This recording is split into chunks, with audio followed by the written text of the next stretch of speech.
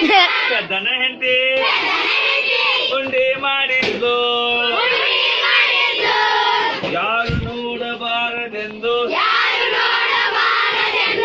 ಬೆಲ್ಲಿಟ್ಟಿದ್ಲು ಅಲ್ಲಿಗೆ ಬಂದ ಪೆದ್ದ ಇಣುಕಿ ನೋಡಿದ ಚಂಡು ಚಂಡು ಚಂಡು ಎಂದು ಆಟ ಆಡಿದ ಒಂದು ದಿನ ಪೆದ್ದನ ಹೆಂಡತಿ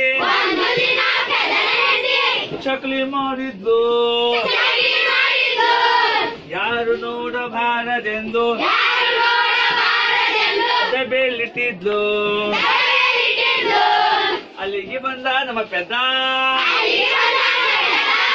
ಇಣುಕಿ ನೋಡಿದ ಬಳೆ ಬಳೆ ಬಳೆ ಎಂದು